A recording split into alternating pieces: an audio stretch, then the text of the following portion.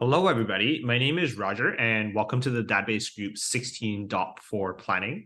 With me is our engineering manager, Alex. I know, Alex, you've got a bit of a sore voice today, so we'll try to keep the talking light on your side. Thank you for being here.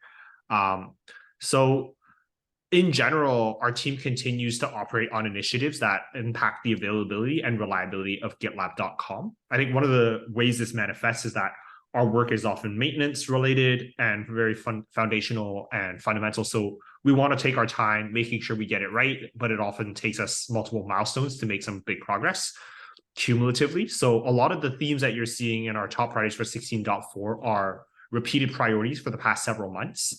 In 16.4, we have our table size reduction effort. This falls in line with our previous work in partitioning. The main idea being, we've got big databases, big tables, and this makes data in and out very challenging. So reducing table sizes will bring us a whole host of sustainability and reliability benefits. We also recently came to understand that partitioning could potentially increase the risk of lightweight lock contention problems. And so we are pivoting some of this work stream to also making sure we understand the longer term impacts of this work and build it in a way that keeps our system stable. Is there anything you want to add on this one, Alex? Nope. That's good. All right. And then the other two major themes for us is updating our primary keys to Bigint. This is something that we've been working on for numerous milestones now. We started primarily on SaaS, and I believe we are almost done. We've done a lot of background migrations, a lot of updates. I believe there's a big list of just remaining connected tables and columns that we're trying to finish up on SaaS. And then after that, we'll move on to self-managed. I think the reason we did this is because SaaS is by far our biggest instance and the biggest risk. Yes, Alex. Sorry, it's actually SaaS is complete, and sorry, this didn't get updated. But SaaS is actually complete, and we are currently in the process of wrapping up self-managed. So, perfect. I think there the are some last time I bugs in read, we were self-managed. still on events, but it's great to know that we're moving forward with that. Yeah, there were some bugs with the initial self-managed migrations of a couple of them, and so we're working through making sure those customers are in good states. And then, but for ones where we had not yet started, aka notes and events, uh, we're plugging right along, getting those out. So Cross said it looked like there had been good progress when I chatted with him about that earlier. Nice. Cool. And then the last big theme here is automated database testing. I know we've been looking at this for some time, and I believe we've, done a whole bunch of stuff with AI, which sort of competed with this. But at the end of the day, I know we started looking at some queries. And Alex, did you want to touch on the bug that we needed to fix that came up recently on this one? Yeah, so there's sorry, the progress update here is a little dated, and I meant to get that updated. But what we're trying to sorry, we had an issue with the initial there was a bug that caused the analysis not to run by default on default branches. So we reintroduced default branch running for generating the auto explain queries. And then that got reverted because it caused another unforeseen side effect.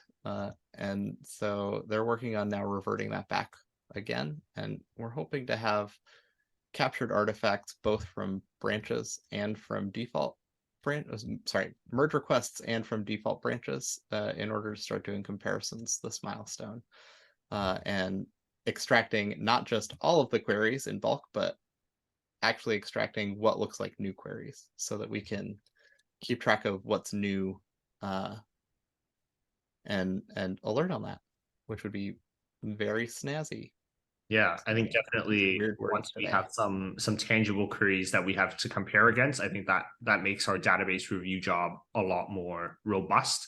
And I think that will help a lot in terms of just making sure we have a resilient system as we build towards a bigger and bigger amount of information that we have all over.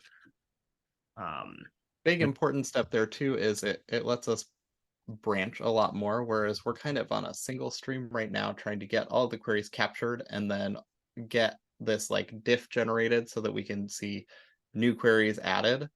It's difficult to parallelize that work, but once we've got the list of added queries, we'll be able to branch out a lot more in terms of analysis, and we should be able to pull more people in, building various analyzers, which should accelerate this work pretty substantially.